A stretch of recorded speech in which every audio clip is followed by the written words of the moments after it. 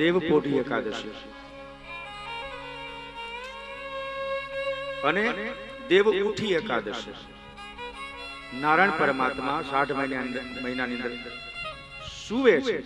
માત્ર ભક્તો એમ કે પ્રભુ તમે આરામ કરો, 2-3 મહિના આરામ કરી લો, સુઈ જાઓ. દેવપોઢી એકાદશીનું પણ મહત્વ છે આપણા શાસ્ત્રોમાં. અને હમણાં આવશે કાર્તક મહિનાની 11 જેને દેવ ઉઠી એકાદશી કહેવાય છે. ત્યારે ભગવાન જાગે છે. વાસ્તવમાં ભગવાન સૂતા નથી, પણ આવી એક ભાવના આપણી છે કે આપણે પ્રભુને સુવાડીએ, જગાડીએ. તો આ સનત કુમારોને જય વિજય નામના પાર્ષદોએ રોક્યા. સનત કુમારો કહે છે કે ભાઈઓ, ભગવાનની અંદર જેને જાણ કરો કે અમે આવ્યા છીએ, અમને બહુ સારી રીતે ઓળખે છે. તો જય વિજય કહે છે કે બિલકુલ નહીં, સાહેબની સખત મનાઈ છે. તમે અત્યારે નહીં, પણ સાંજ ટુકડાવો. અરે ચા કરતા કેટલી ગરમ હોય, શેઠ કરતા નોકર વધારે ડાયો થાય દરેક જગ્યાએ. સનત કુમારોને ક્રોધ થયો. ભગવાનના દર્શન માટે તો લોકો કેટલું કેટલું કરે છે, અમે માત્ર દર્શન કાજે આવ્યા છીએ અને આ ના પાડે છે, શાપ આપે છે. હે ઉદ્દંડ, અભિમાની એવા સેવકો, જય વિજય, તમે આજે ભગવાનના પરમ ભક્તોનું અપમાન કર્યું છે. જાઓ, તમે 3 જન્મ સુધી પૃથ્વી ઉપર પટકો. પૃથ્વી ઉપર તમારે 3 જન્મ સુધી ભટકવાનું રહેશે, જન્મ લેવાનું રહેશે. કોલાહલ મચી ગઈ. અંદર બેઠેલા નારાયણ પરમાત્માને ખબર પડી, દોડતા દોડતા આવ્યા. સનત કુમારોને ભાળ્યા તો ભગવાન ખુદ વૈકુંઠના નાથ એના પગમાં પડે છે. શું છે સનત કુમારો? કઈ નહીં પ્રભુ, આપના દર્શન કરવા આવતા હતા ક્યારના અમે વિનંતી કરીએ છીએ. આ તમારા જય અને વિજય નામના પાર્ષદો માનતા જ નથી. છેવટે અમારો ક્રોધ થયો અમને, અને અમે એને શાપ આપ્યો છે. શું કે 3 જન્મ સુધી તમારે પૃથ્વી ઉપર ભટકવું પડશે, અવતાર લેવો પડશે. ભગવાન નારાયણ ભલે સનત કુમારો, આપ બ્રાહ્મણ છો, આપનો શાપ અનુગ્રહી તમે સ્વીકારીએ છે. નોકર કઈ ગુનો કરે ને એ શેઠનો ગુનો છે. શેઠ મોટર કારમાં બેસી અને જતા હોય, એનો ડ્રાઈવર ચલાવતો હોય, ડ્રાઈવર કઈ એક્સિડન્ટ અકસ્માત કરે તો ભોગવવાનું કોને હોય? શેઠ. કારણ કે એ નોકર, એ ડ્રાઈવર શેઠનો છે. ભગવાન કહે છે કે હું શેઠ છું, આ મારા નોકરો છે, એને ભૂલ કરી એને તો સજા મળી, પણ હું એનો માલિક છું, સ્વામી છું. આપના શાપને હું પણ સ્વીકારું છું. એ બંને તો 3 જન્મ લેશે, લેવા પડશે. પણ હે સનત કુમારો, હું વચન આપું છું કે હું 4 જન્મ અવતાર ધારણ કરીશ. આ પ્રભુની કરુણા છે, પ્રભુની ઉદારતા છે, પ્રભુનો વિનય છે, પ્રભુનો વિવેક છે. પરીક્ષિત રાજાને સુખદેવજી કહે છે, હે રાજન, આ જય અને વિજય નામના પાર્ષદો, એને ભાન થયું, ચરણમાં પડ્યા. હે સનત કુમારો, મારી ભૂલ થઈ ગઈ, અમને માફ કરો, માફ કરો. ત્યારે સનત કુમારે કહ્યું કે જાઓ, શાપ દીધો છે, પાછો તો ન વળે, પણ તમારા દૈત્ય કુળમાં, રાક્ષસ કુળમાં ભલે જન્મ થશે, પરંતુ તમારી ગતિ ભગવાનના જ હાથે થશે. તમે પરમ ગતિને પામશો, મુક્તિ પામશો. બ્રાહ્મણોના શાપની અંદર પણ ભલું નક્કી થયેલું હોય છે. બ્રાહ્મણના ક્રોધમાં પણ દરેકનું હિત જ હોય છે. ખૂબ સારું. હવે આ જય અને વિજય નામના પાર્ષદો છે. સનત કુમારના શાપથી પહેલો એનો જન્મ થયો ત્રેતા યુગની અંદર. રાવણ અને કુંભકર્ણ એ જય વિજય નામના પાર્ષદોનો પ્રથમ અવતાર. રાવણ અને કુંભકર્ણ.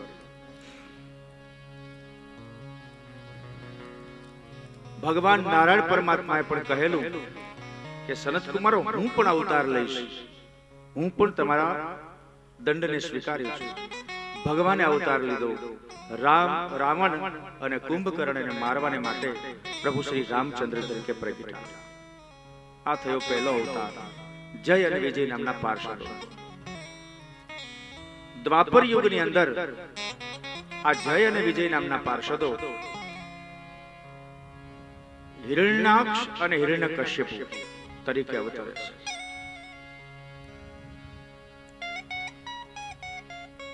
કશ્યપ મુનિને 10 પત્નીઓ હતી. આ 10 પત્નીઓમાં દીતિ, અદિતિ, કદ્રુ, વિનતા વગેરે. એમાં દીતિની કુખેથી દૈત્યો જન્મ્યા. દીતિની કુખેથી દૈત્યો, બલિરાજા વગેરે દીતિના સંતાનો છે. અને અદિતિની કુખેથી આદિત્યો એટલે કે દેવતાઓ જન્મ્યા, ઇન્દ્ર વગેરે દેવતાઓ. દીતિ છે એના પેટમાંથી દૈત્યો, અને અદિતિ કશ્યપ મુનિની બીજી પત્ની, એનાથી દેવતાઓ. તો દેવતાઓ અને દાનવો, દૈત્યો અને દેવતાઓ એ બધાના પિતા એક જ છે. કોણ? કશ્યપ મુનિ. માં અલગ અલગ છે. દૈત્યો અને દાનવોનું યુદ્ધ સતત ચાલ્યા કરે છે.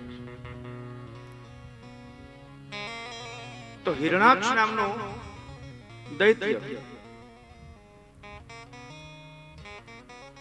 એને મારવા માટે પ્રભુ વરાહ થઈને આવ્યા. વરાહ નારાયણનો અવતાર લીધો. અને હિરણ્યકશ્યપુને મારવા માટે ભગવાને નરસિંહ અવતાર લીધો.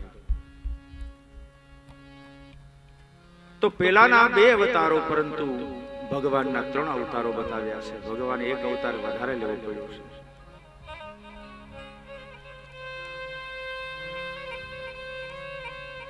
એક વખત આ હિરણાક્ષ અને હિરણ્યકશ્યપુ કઈ રીતે ઉત્પન્ન થયા એની વાત શુકદેવજી કરે છે.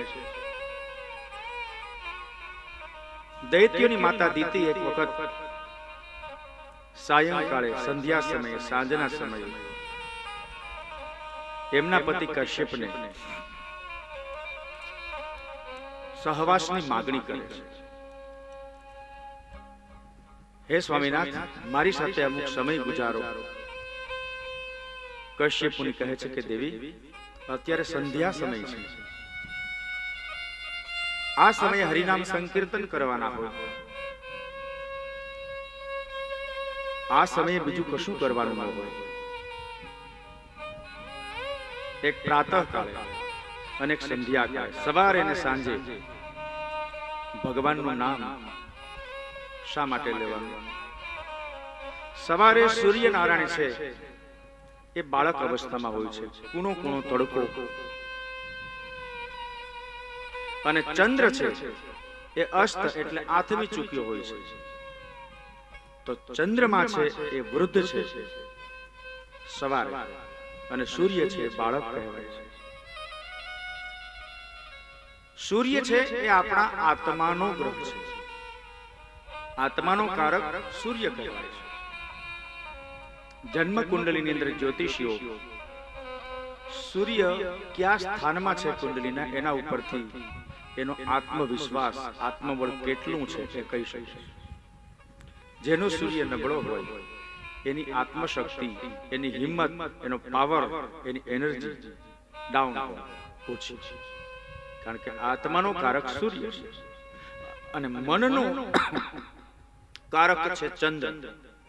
ચંદ્રમા મનસો જાતઃ સૂર્જો અજાયત શ્રોત્રાદ વાયુશ્ચ પ્રાણશ્ચ મુખાદગ્નિર્જાયત. યજુર્વેદમાં એમ કહ્યું છે કે ચંદ્રમા મનસઃ જાત, વિરાટ પુરુષના મનમાંથી ચંદ્રની ઉત્પત્તિ થઈ છે. અને માણસના મન સાથે જો કોઈ જોડાયેલો ગ્રહ હોય તો એ ચંદ્ર છે. જે વ્યક્તિના જન્મ સમયે અથવા તો ગોચરના ગ્રહોમાં ચંદ્ર નબળો હોય, ચોથા, આઠમા કે 12મા સ્થાનમાં હોય, તો એ વ્યક્તિ પાગલ હોઈ શકે, માનસિક બીમાર હોઈ શકે, આત્મવિશ્વાસની કમી હોઈ શકે. જે વ્યક્તિ પાગલ છે, માનસિક રીતે વિકલાંગ છે, એ લોકોને દર મહિનાની પૂનમ અને દર મહિનાની અમાસ, પૂર્ણિમા અને અમાવાસ્યાને દિવસે એના વર્તનમાં ઘણો બધો ફેરફાર જોવા મળે છે. દરિયાની અંદર પૂનમને દિવસે અતિશય મોજા ઉછળે છે, મોટા મોટા મોજા, પૂનમ અને પૂનમના આજુબાજુના દિવસોમાં. શા માટે? 16 કળાએ ચંદ્ર ખીલેલો હોય છે આકાશની અંદર. પૂનમને દિવસે ચંદ્ર 16 આને આવે છે. અમાસને દિવસે દરિયો શાંત હોય છે બિલકુલ. શા માટે? ચંદ્રમા છે એ આથમેલા હોય છે, અથવા તો સૂર્ય સાથે તે જોડાયેલા હોય છે. આવી પરિસ્થિતિમાં ચંદ્રમા છે એ જો દરિયાને, સમુદ્રને પણ અસર કરતા હોય, હલબલાવી નાખતા હોય, તો માનવીની શી ઓકાત? આપણા શરીરમાં 5 તત્વો રહેલા છે: પૃથ્વી, તેજ, જલ, આકાશ અને વાયુ.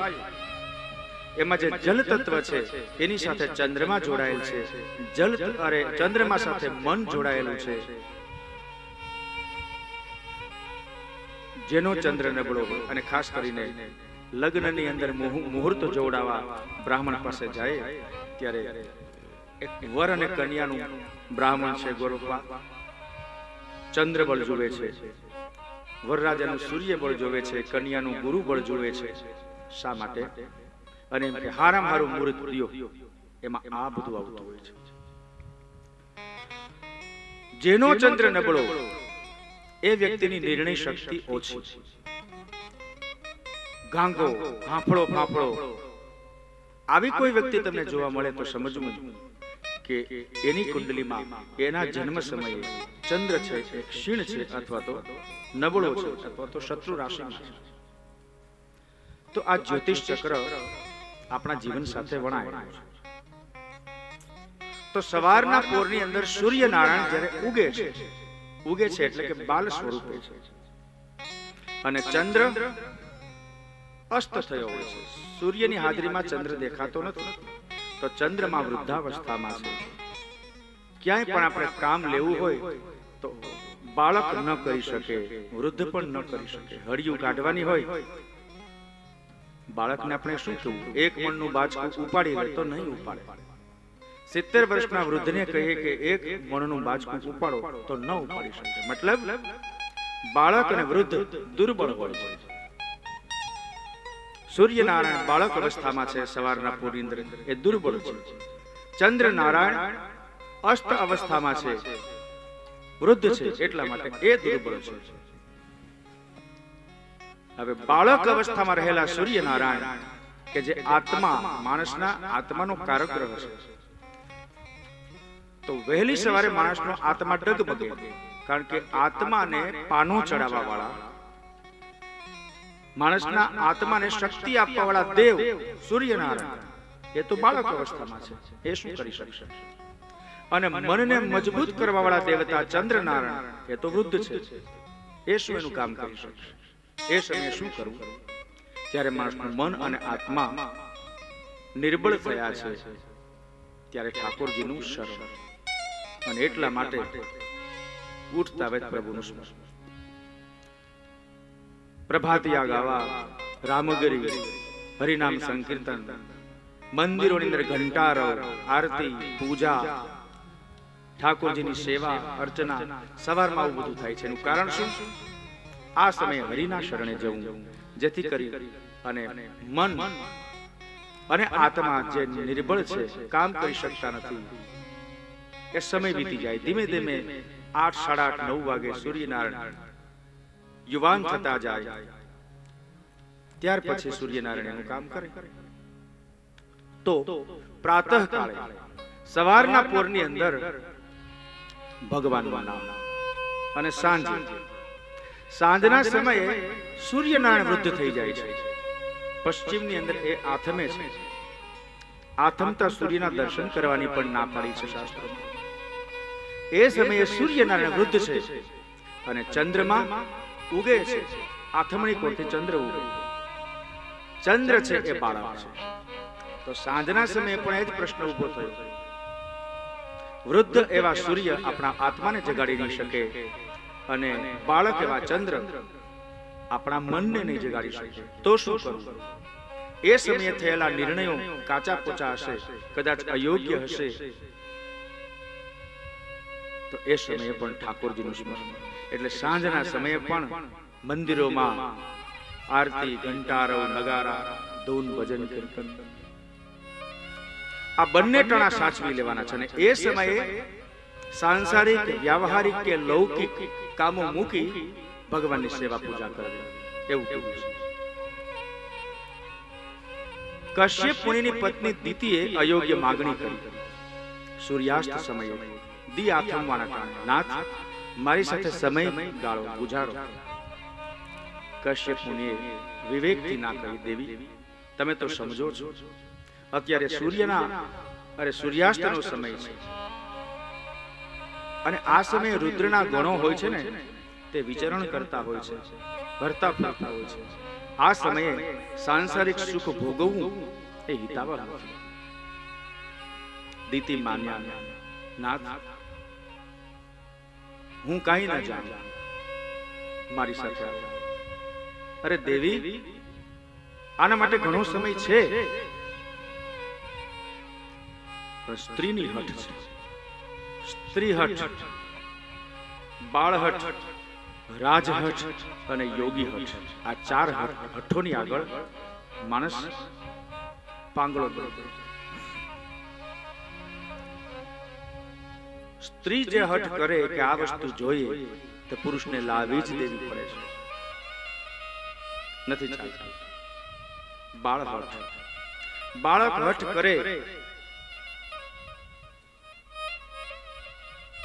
બાળક શિયાળામાં રાવણા માંગે.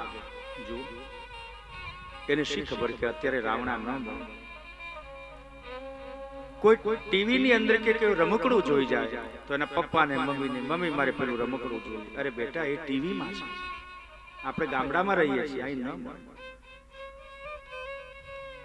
બાળક તો અણસમજુ છે. કોઈ સમજદાર માતા હોય ને તો એનું સમાધાન કરી શકે. પૂર્ણિમાના સમયે નાનું બાળક આકાશમાં ચંદ્રમાના દર્શન કર્યા. ચાંદા મામા ફળિયામાંથી ચાંદા મામાને જોયા. માં મારે ચાંદો જોઈએ. પેલાના બાપા પાસે પપ્પાને તો તારી માને કે મને ન ખબર, કાંઈ કહ્યું તો તારી મમ્મી પાસે જા. બાળક રડતું મા પાસે આવ્યું. માં મારે ચાંદા મામા જોઈએ, મારે ચાંદા મામા જોઈએ.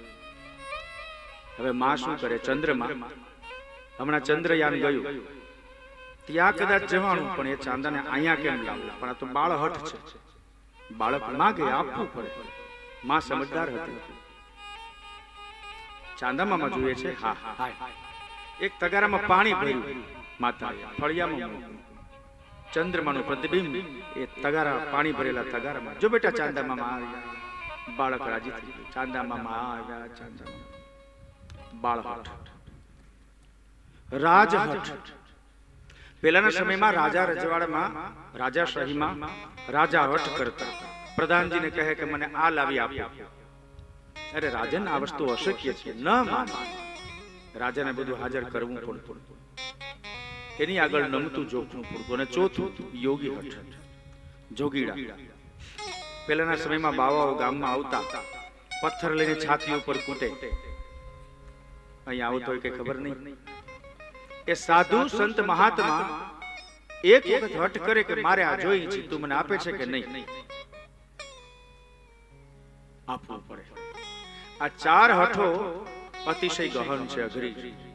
અહીંયા માતા દીતીએ કશ્યપ મુનિને સાંસારિક સુખ ભોગવવાની હઠ કરી. નતું ગમતું છતાં કશ્યપ મુનિ મજબૂર થયા.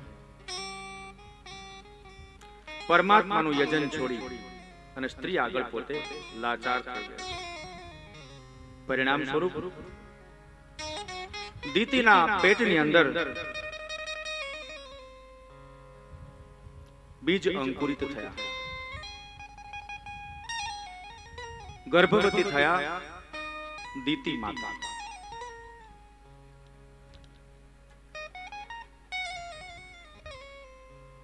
પરંતુ એક સાથે બે જોડકા બાળકો, બે દીકરાઓ માતા દીતીના પેટમાં ગુજરી રહ્યા છે. સામાન્ય રીતે બાળક છે એ ક્રમશઃ ધીમે ધીમે એનો વિકાસ થાય, પરંતુ આ બંને ઝડપથી વિકાસ પામે છે. આ બંને અસુરો છે. દીતીના ઉદરમાં પોષાઈ રહેલા બે દૈત્યો છે,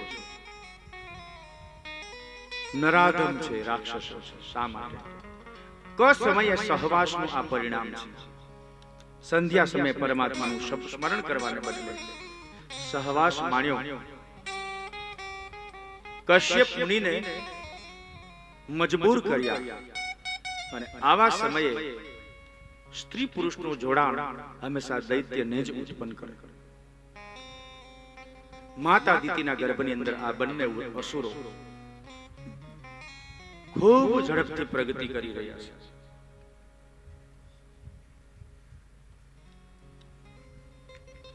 ત્યાર પછી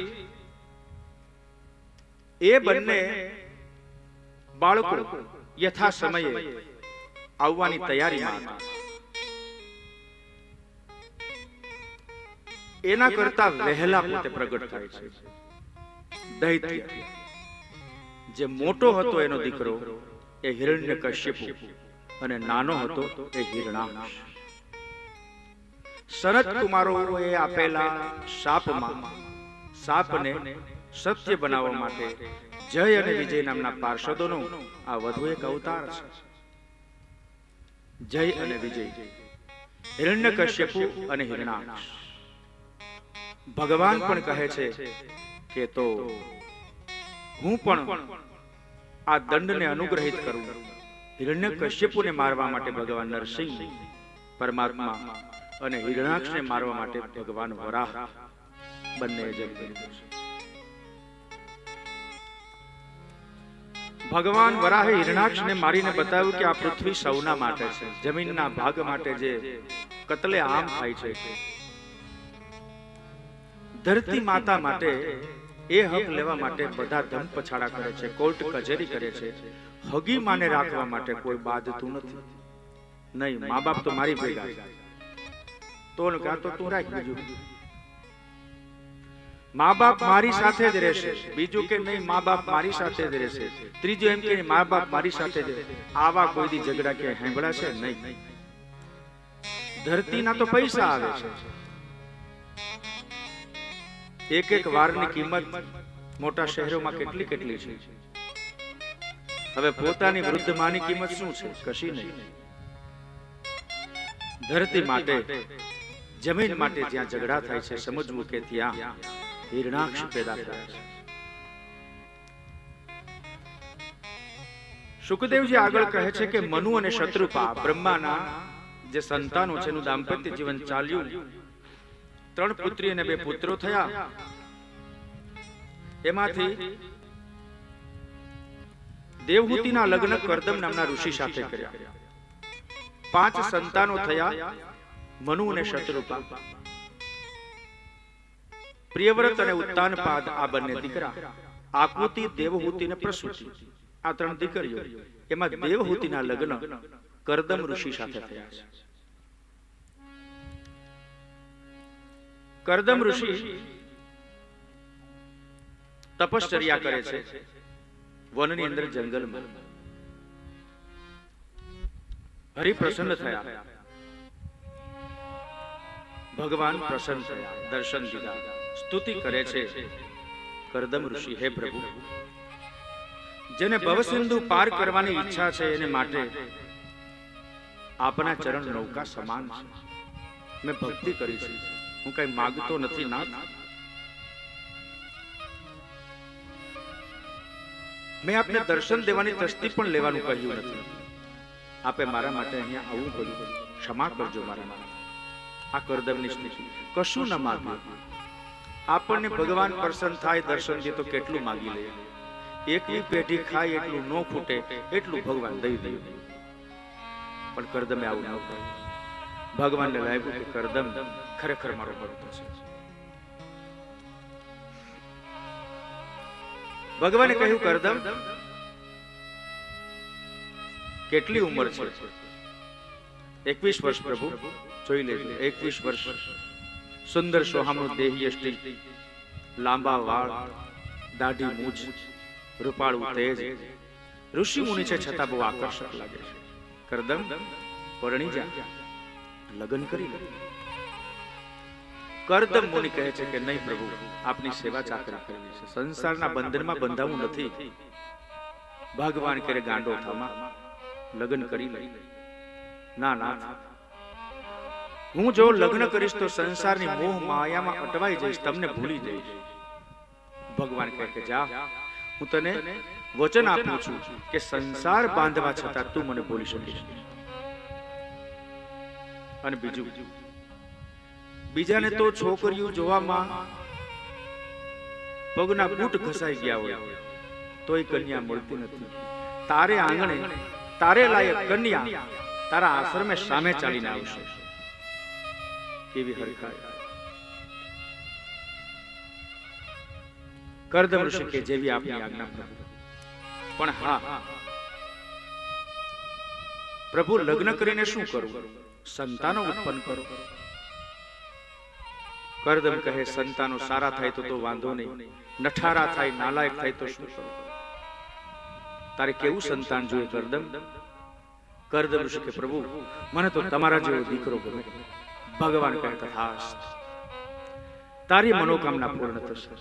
હે કરદમ, તારે ત્યાં હું અવતાર ધારણ કરીશ. આ નારાયણ પરમાત્માનું વચન છે.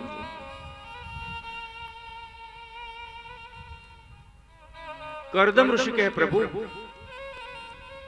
સંતાન સુખ મારી પત્નીને આપ્યા પછી મને રજા આપજો, મંજૂરી આપજો. ત્યાર પછી હું એકલો મારું જીવન જીવીશ, આપની ભક્તિ કરીશ. ભલે. પ્રભુ અંતર ધ્યાન થયા. સમય વીતવા લાગ્યો.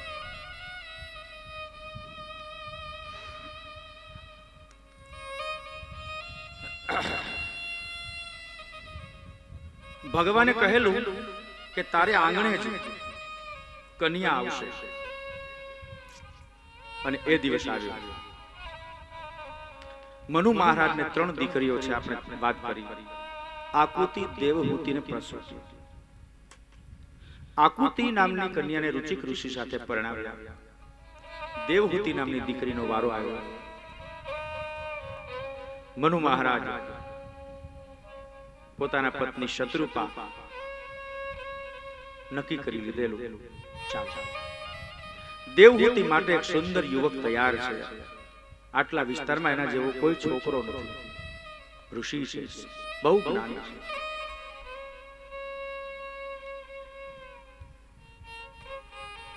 મનુ મહારાજ અને શત્રુપા રથની અંદર આરૂઢ થયા.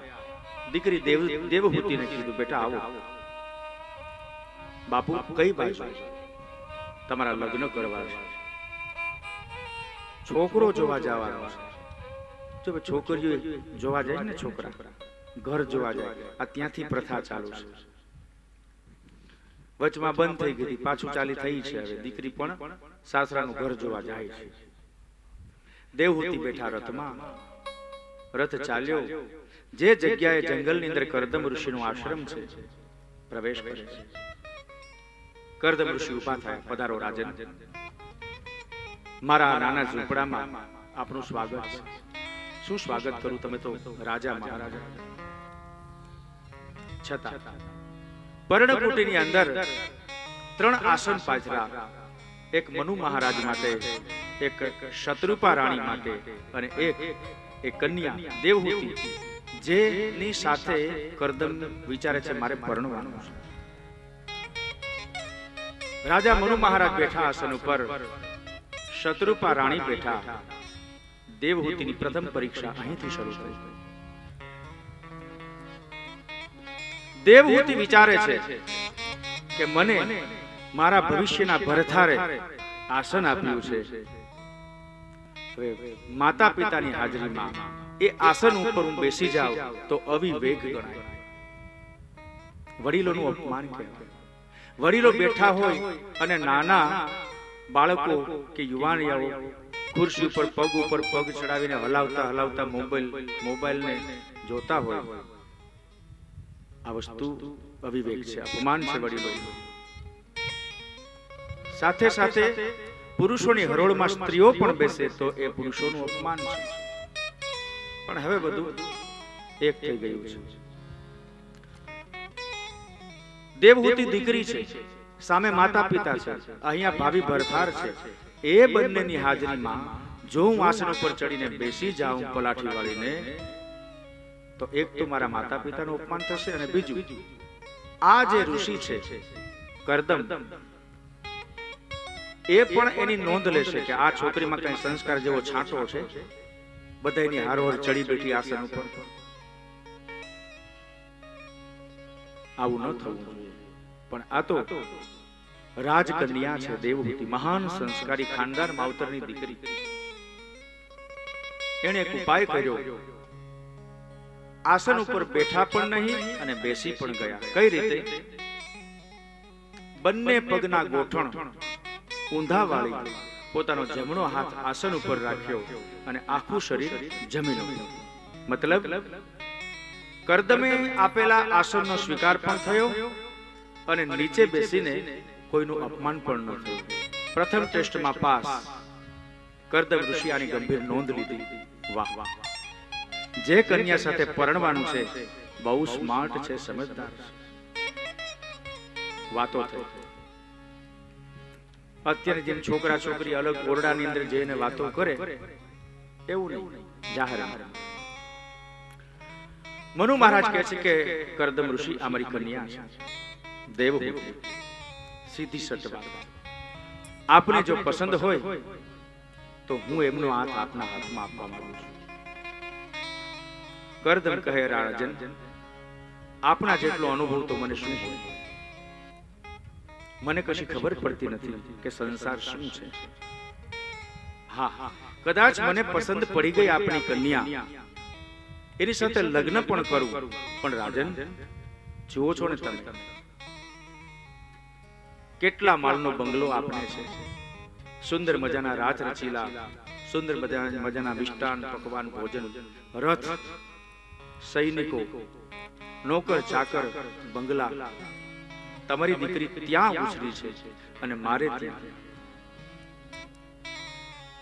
હાથનું ઓશીકું અને આ કંતાન કોથળાનું આસન, એની ઉપર રાત્રિ ગુજારવાની થશે. તમારી દીકરીને માન્ય છે? કરદમે ડાયરેક્ટ દેવહૂતિને ન કહ્યું, પૂછ્યું, કારણ કે વડીલોનું અપમાન કહેવાય. એ રાજન, તમારી દીકરીને પૂછી જો કે અહીંયા તો આ છે, નથી કોઈ માનવીઓ, નથી કઈ અન્ન ફળ ફળાદી અમે ખાઈ. હું તો ખાઉં છું, ભગવાનનું સ્મરણ કરું છું, પ્રકૃતિ સાથે વિહાર કરું છું. સસલા, વાંદરા, હણકા એ મારા મિત્રો છે. તમારી કન્યા રાજકન્યા છે. આ ગરીબના ખાનામાં રહી, ઘરમાં રહી દાંપત્ય જીવન શોભાવી શકશે?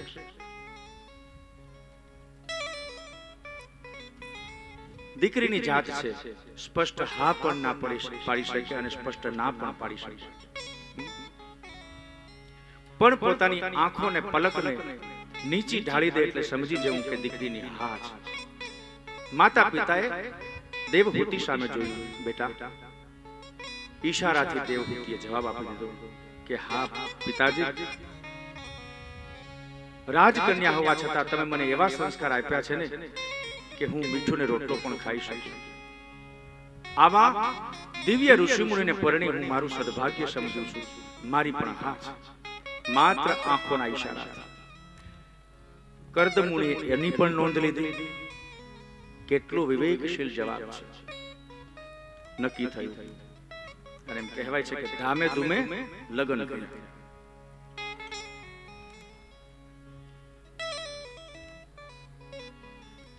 હવે લગ્નને ઘણો સમય વીત્યો. કર્દમ ઋષિ તો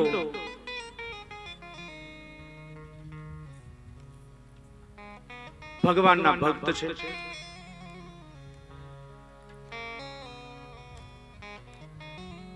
દુષ્ટોહ મધ્ય તવ માનવી માનદાયા શુશ્રુષ્યા પરમયા પર યાચ ભક્ત્યા યો દેહિના મયમતીવ સુરસ્વદેહો ના વેક્ષિત સમુચિત ક્ષપિતુમ મદર્થ. કર્દમ ઋષિ એની પત્ની દેવહૂતિને કહ્યું, હે મનુપુત્રી દેવહૂતિ, તમારી અહીંયા તમારું આગમન થયું. તમને ખબર છે આ જંગલ છે? હા નાથ, એ શરતે જ હું આવી છું. ઠામ વાસીદા વાળવું ચોળવું ઓળીપું ગાર ગોરમટી આ તમને આવડશે? પ્રભુ તમે શીખવાડજો. મેં કર્યું નથી મારા બાપની ઘરે, પણ તમે શીખવશો તો આવડી જશે. જુઓ એને હિંમત હોંસલો કેવો છે. તમે કોઈ દિવસ રસોઈ રાંધી નથી. અહીંયા તો મંગાળો અને ચૂલો, જંગલમાંથી કાષ્ટ કાપી અને એનાથી અગ્નિ પ્રગટાવીને અન્ન પકાવવાનું છે. તમને આવડશે? પ્રયત્ન કરીશ. નહીં આવડે તો તમે શીખવશો ને? સુખી દાંપત્ય. બીજે દિવસે કર્દમ ઋષિ ઠાકોરજીની સેવા પૂજામાં લાગી ગયા. સેવા પૂજા કરતા કરતા સમાધિની અંદર મગ્ન થઈ ગયા. 1 દિવસ 2 દિવસ 3 દિવસ 4 દિવસ 5 દિવસ.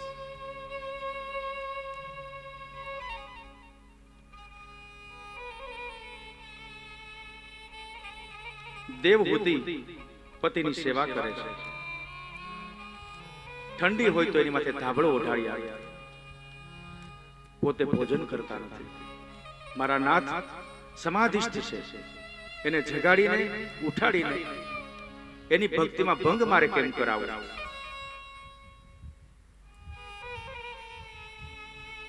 ઘણો સમય વીત્યો.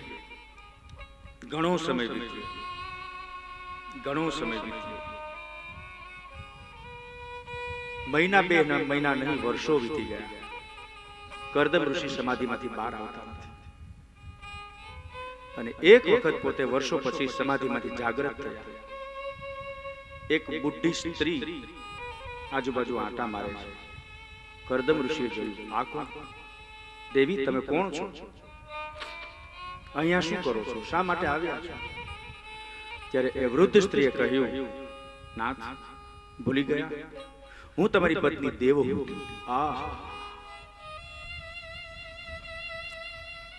મેં લગ્ન કર્યા છે, એ તો હું ભૂલી ગયો. આ મારી પત્ની દેવહૂતિ 18 વર્ષની કન્યાને હું પરણીને આવ્યો અને આજે જર્જરિત શરીર થઈ ગયું છે. એમનું સ્વરૂપ, એનું રૂપ, લાવણ્ય, માધુરી બધું નિસ્તેજ થઈ ગયું છે. કર્દમ મુનિ સમજી ગયા, હું સમાધિમાં લાગી ગયો અને પાછળથી મારી પત્નીએ મારી શુશ્રુષા કરી, સેવા કરી. મારી પાછળ અન્નનો દાણો ખાધો નથી. શરીર સુકાઈ ગયું. કેટલું તપ, કઠિન તપ કર્યું. મારી પાછળ પોતાનું શરીર ઘસી નાખ્યું. એણે મને હલાવીને એમ કીધું, નહીં નાથ આપના લગ્ન થયા છે. એ તો યાદ કરો. કશું ન બોલ્યા દેવહૂતિ. સમાધિમાંથી બહાર નીકળેલા કર્દમ ઋષિને નમસ્કાર કરે છે. ચાલો નાથ, નહાવું છે ને, પાણી કાઢો. કર્દમ મુનિને પોતાની ભૂલ સમજાણી. સ્ત્રીની અપેક્ષાઓ, અરમાનો, આકાંક્ષાઓ કેટલા બધા હોય છે. બધા પૂર્ણ કદાચ ન થાય, પણ પતિની ફરજમાં આવે છે કે શક્ય એટલી એની આશાઓ, અપેક્ષાઓને પૂર્ણ કરે. હૃદયથી વિચારતી વ્યક્તિ છે સ્ત્રી. બુદ્ધિથી વિચારે છે પુરુષ થોડો કઠોર છે, સ્ત્રી કોમળ છે, રુજુ છે, પહોંચી છે. નાની એવી વાતમાં સ્ત્રીને રુદન આવી જાય અને ગમે તેવા કારમાં ઘા પુરુષ સહન કરી શકે, આંસુ એક ના આવે. આટલો સ્ત્રી અને પુરુષોની શરીરની સંરચનામાં ફરક છે. કશું વિચાર્યા વગર સ્ત્રી છે, પત્ની છે, એ ગમે તે માગણી મૂકી દે, કારણ કે એનું સ્ત્રીત્વ છે, પત્નીત્વ છે. અને વારે વારે પુરુષ એની માગણીઓ ઠુકરાવે, અપમાન કરે તો સ્ત્રી છે સંવેદના રહિત બની જાય છે. અને એમ કહેવાય છે કે સ્ત્રી હત્યાનું પાપ પુરુષને લાગે છે. તો દાંપત્ય જીવનનો પ્રથમ નિયમ એ છે કે પોતાની પત્નીને, પોતાની સ્ત્રીને થોડું ઘણું ગમે એવું કરવું, એની માંગણીઓ, અપેક્ષાઓને શક્ય હોય એટલી પૂર્ણ કરવી. કરદમ ઋષિ વિચાર કરે છે કે મારી પત્ની લગ્નને બીજે જ દિવસે હું સમાધિમાં બેસી ગયો, એના ઓરતા, અરમાન, અપેક્ષાઓનું શું? ઘરડી થઈ ગઈ. જે યૌવન કાળમાં માણવાના આનંદો છે એનાથી મેં વંચિત રાખ્યા. કાંઈ વાંધો નહીં, બહુ સારું. પોતે યોગી છે, યોગિક પ્રક્રિયા દ્વારા બધું કરી શકશે. દેવહૂતિને કહ્યું, દેવી જુઓ, અહીંયા બિંદુ સરોવર છે.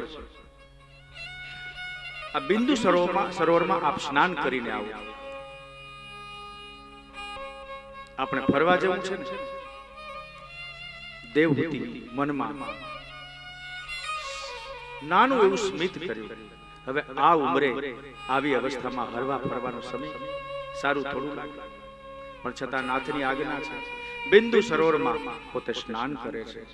ડૂબકી મારીને જ્યાં બહાર નીકળે છે તો રૂપ રૂપનો અંબાર દેવહૂતિજી, કંચન વર્ણી કાયા,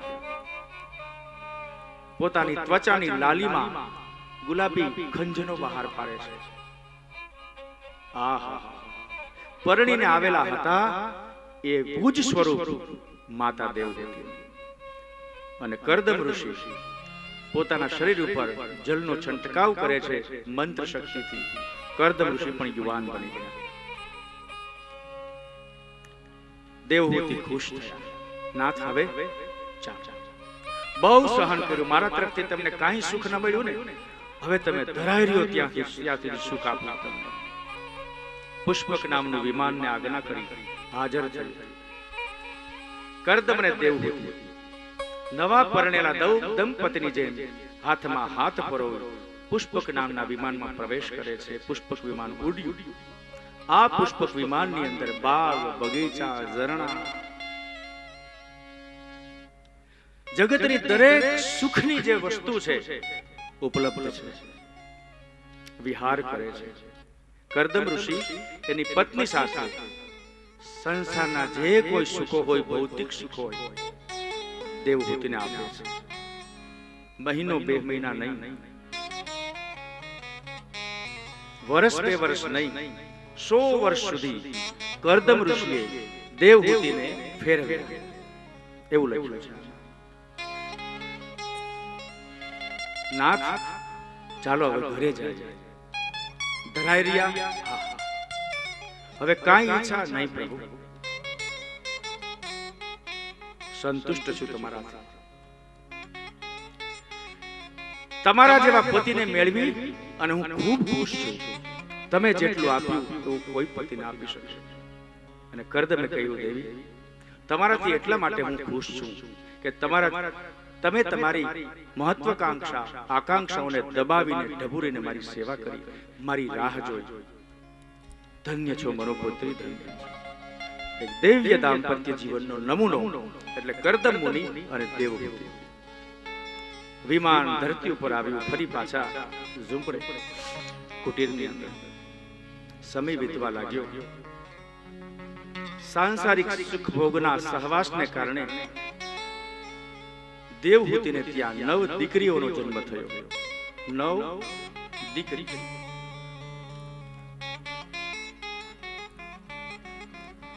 ખાનદાન માવતરની દીકરીઓ પણ એવી જ હોય. નવ દીકરીઓ નવધા ભક્તિ સમાન. સુંદર મજાના નામ રાખ્યા. કેવા?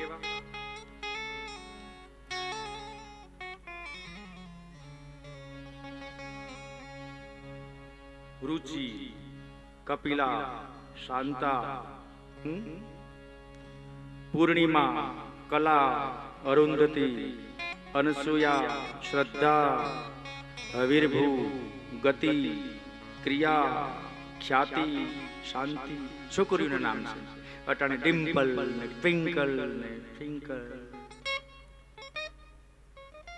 પહેલાના સમયમાં ગંગા નામ રખાતું, જમુના નામ રખાતું. એ બાને નદીઓના નામ લેવાય પવિત્ર. હવે ટ્વિંકલ નામની કોઈ નદી મેં તો નથી ભાળી. ઠાકોરજીના નામ એ બાને લેવાતા. રામજી બાપા અને પ્રેમજી બાપા અને કરશન બાપા. નામ નામ નાનપણમાં, યુવાવસ્થામાં અને વૃદ્ધાવસ્થામાં સારા લાગે એ પ્રકારના નામ હોવા જોઈએ. તો આ નવી દીકરીઓ છે. દીકરી તો સાસરે જ શોભે. બ્રહ્માજીએ કહ્યું, બેટા કરદમ, બ્રહ્માજીના દીકરા છે કરદમ. હે કરદમ, દીકરી હાપનો ભારો કહેવાય, જલ્દી ને પરણાવી દે. પણ પિતા, હું તો ક્યાંય જંગલની બહાર જાતો નથી, હું કોઈને ઓળખતો નથી ને કોઈ મને ઓળખતું નથી. અમારી દીકરીઓને વરાવી પડ્યું. નવ દીકરીઓ એ આમાં ફૂલની પાંખડીઓ નો વેરાતી હોય, ગુલાબની, એની જે માંગણામાં રમતી હોય ને એવી હારી લાગે. ધીમે ધીમે યૌવનના ઉંમરે પગ મૂકે છે. બ્રહ્માજીએ સૂચન કર્યું, બેટા ચિંતા ન કર, તને કોઈ નથી ઓળખતું, મને તો આખું જગત ઓળખે છે. તારી નવે નવ દીકરી માટે મેં વર ગોતી રાખ્યા છે, અને એ પણ તારા જેવા ઋષિ મુનિ. બહુ સારું પિતાજી. બ્રહ્માજીએ લગ્નની જવાબદારી ઉપાડી અને નવે નવ દીકરીઓને જે પૂર્ણિમા નામની દીકરી છે કશ્યપને આપ્યા છે. કશ્યપ સાથે પરણાવ્યા છે. 10 કશ્યપ મુનિને 10 પત્નીઓ હતી. એ પૈકીની એક પૂર્ણિમા. મરીચી નામના ઋષિને કલા નામની દીકરી પરણાવ્યા. વશિષ્ઠ ઋષિને અરુંધતી નામની દીકરી. અત્રિ નામના ઋષિને અનસૂયા નામની કન્યા પરણાવી. અંગિરા નામના ઋષિને શ્રદ્ધા નામની કન્યા. પુલસ્ત્ય નામના ઋષિને હવીરભૂ નામની કન્યા પરણાવી. પુલહ નામના ઋષિ મહાન થઈ ગયા, એને ગતિ નામની કન્યા પરણાવી. ક્રતુ નામના એક ઋષિ છે, એને ક્રિયા નામની કન્યા પરણાવી. ભૃગુ નામના ઋષિ છે, એને ખ્યાતિ નામની. ભૃગુ સંહિતા જ્યોતિષના મહાન પોતે ગ્રંથકારક છે. આજે પણ ભૃગુ સંહિતા ઉપરથી જ્યોતિષકારો જ્યોતિષ જુએ છે. તો આ ભૃગુ ઋષિને ખ્યાતિ નામની કન્યા પરણાવી. અને અથર્વા નામના ઋષિ છે, એને શાંતિ નામની દીકરી પરણાવી. ધામે ધામે ધૂમે નવે નવ દીકરીઓના સમૂહ લગ્ન કર્યા. જંગલમાં મંગલ. અનેક ઋષિ મુનિઓ, રાજા રજવાડાઓ, હજારો માણસોનો જમણવાર મરોબર પડ્યો.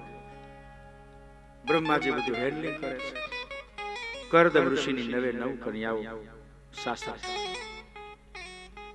ઈચ્છા દ્વેષ વિહીનેન સર્વત્ર સમચેતસા. ઈચ્છા દ્વેષ વિહીન ભગવદ ભક્તિ યુક્તેન પ્રાપ્તા ભાગવતી ગતિ. શુકદેવજી કહે છે કે રાજન પરીક્ષિત, આ કરદમ અને દેવહૂતિનો સંસાર દિવ્ય રીતે ચાલુ છે. કરદમ ઋષિએ એમ માન્યું કે મારી પત્ની સાથે 100 વર્ષ સુધી આનંદ કર્યો. 9 કન્યાઓ ને જન્મ આપ્યો, પુત્રી સુખ આપ્યું. હવે મેં મારું કામ કરી લીધું.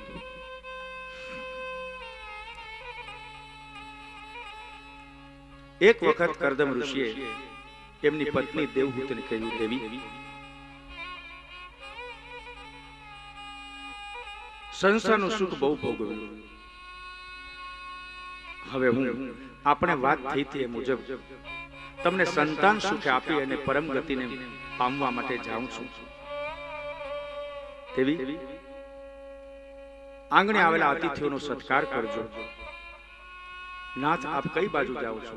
બસ મારો નાથ જ્યાં લઈ જાય તમારો ખ્યાલ રાખજો, હું જાઉં છું.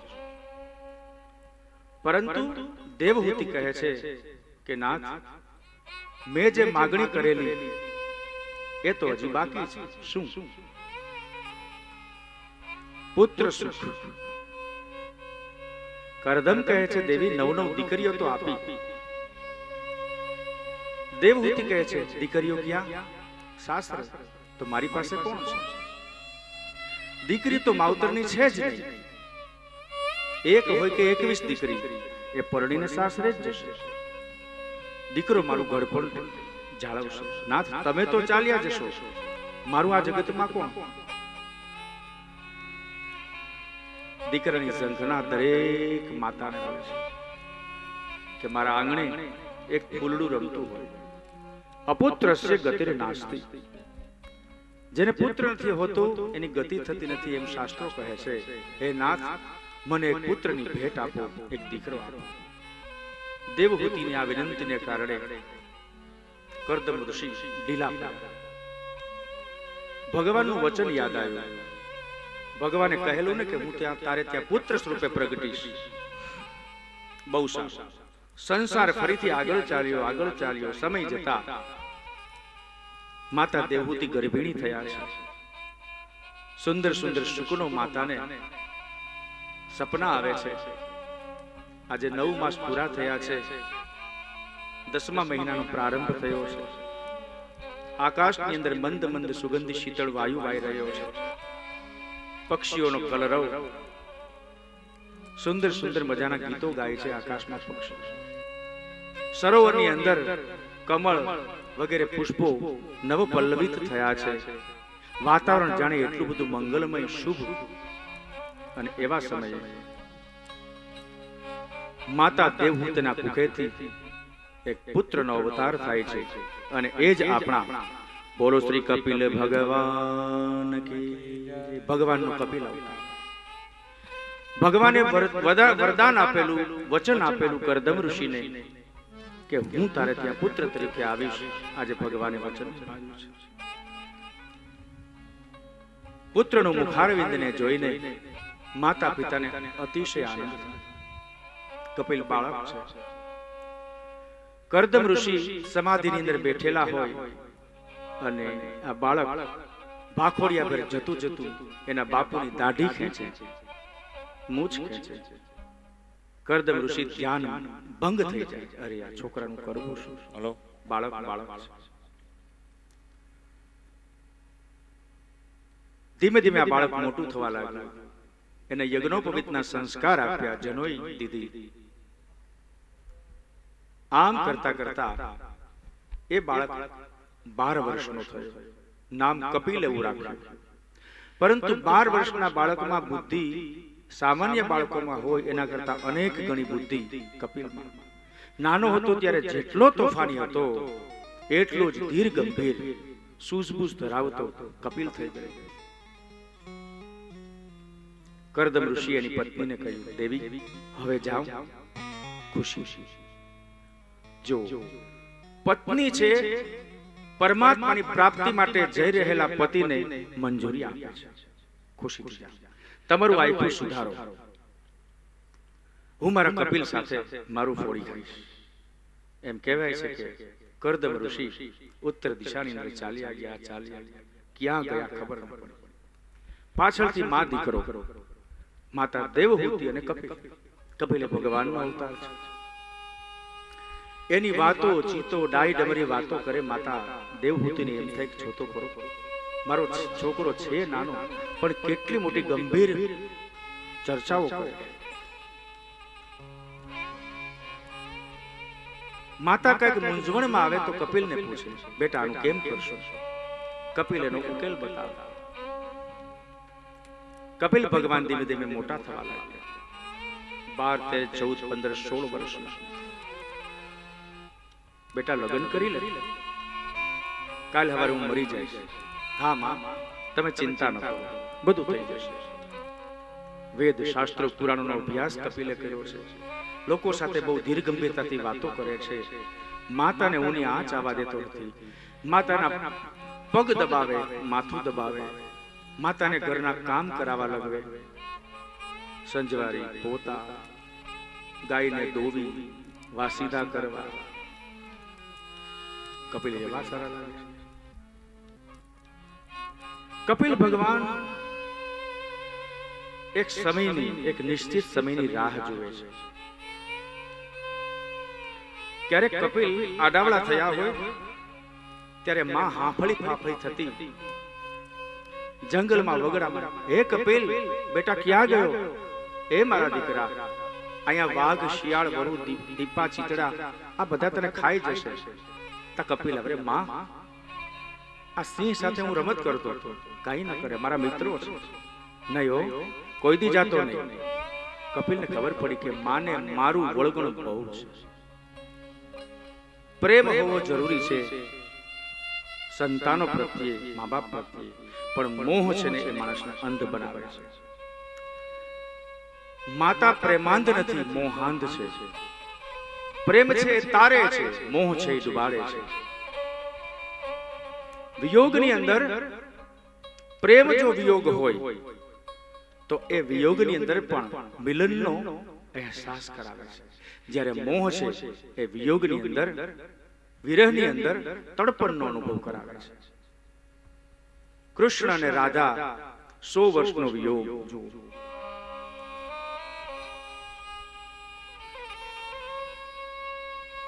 શાપ હતો.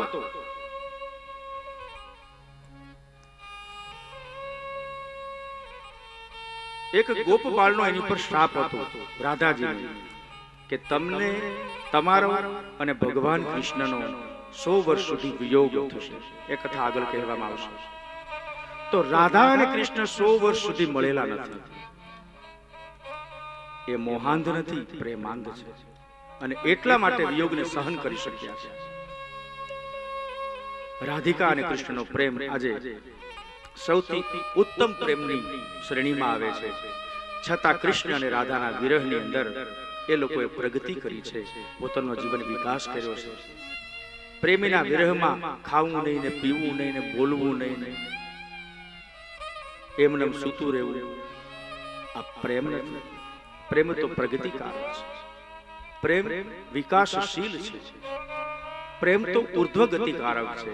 પ્રેમ કોઈ દિવસ અધોગતિ ન લાવે. એને જે પ્રેમ કહે છે એ હકીકતે મોહ છે. મોહ જ માણસને ડૂબાવે. માતા દેવહૂતિ આખરે મનુષ્ય છે. પુત્ર પ્રત્યે અતિશય પ્રેમ તો ઠીક, પણ મોહ છે. કપિલને એમ થયું કે માતાને મોહના બંધનમાંથી મુક્ત કરવાનો છે. યોગ્ય સમય આવ્યો. માતા ઝીણી ઝીણી બાબતોમાં રિસાઈ જતા, ઝીણી ઝીણી બાબતોમાં ખીજાઈ જતા. પોતાના દીકરાને આ નથી ભાવતું તો આ બનાવે. ક્યારેક કપિલથી કહેવાય છે કે મારી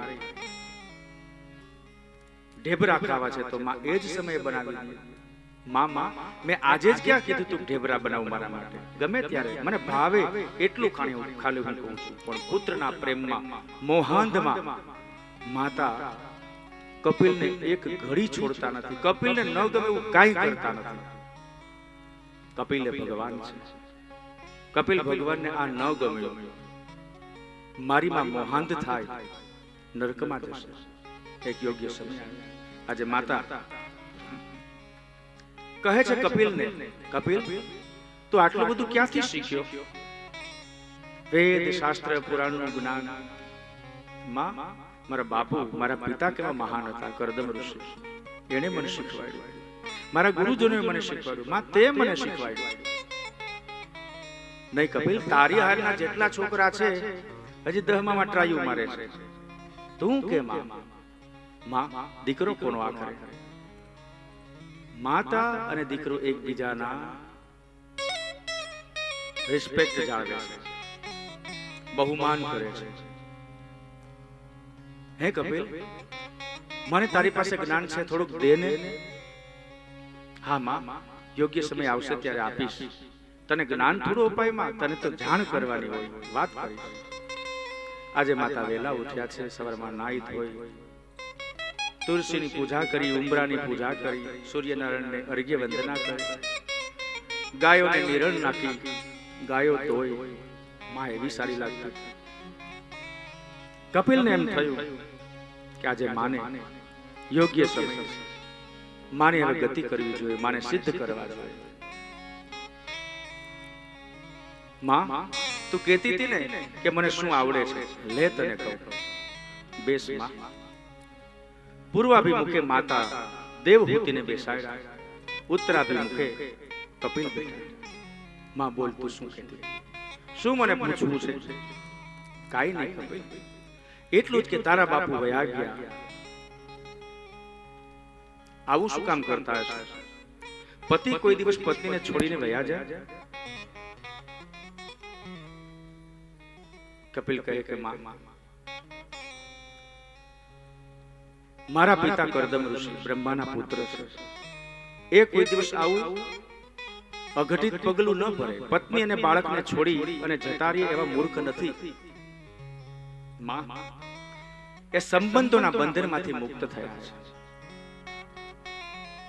કોઈ કોઈનું નથી રે, કોઈ કોઈનું નથી રે. તમે નાહકના મથો છો, મથી મથી રે, કોઈ કોઈનું નથી. માં, તમે એમ માનો છો